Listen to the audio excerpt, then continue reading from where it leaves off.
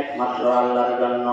এইভাবে বলতে হবে, হুজুর আমার পক্ষ থেকে, অমুকের পক্ষ থেকে, অমুকের পক্ষ থেকে, অমুকের পক্ষ থেকে কুরবানিটা আল্লাহর জন্য দিয়ে দেন। কি হবে? হুজুর আমার পক্ষ থেকে, আমার ভাইয়ের পক্ষ থেকে, আমার মার পক্ষ থেকে, আমার বাবার পক্ষ থেকে, আমার দাদার পক্ষ থেকে, আমার দাদির পক্ষ থেকে, এভাবে সকলের পক্ষ থেকে আল্লাহর নামে কুরবানি হবে। দুনিয়ার কারো নামে কুরবানি হবে না, নবীর নামেও হবে না, কোন বাবার নামেও হবে না, কোন ওলির নামেও হবে না।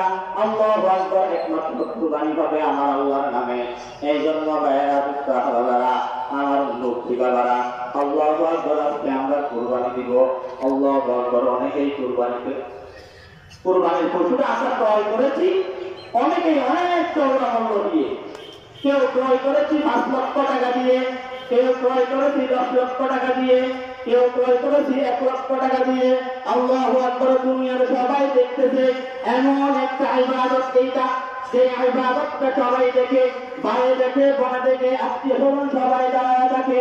আল্লাহু আকবার। এই সময়ের মধ্যে সবাই ছবি মারে, বিভিন্ন রকমের আনন্দ উল্লাসের মধ্যে থাকে।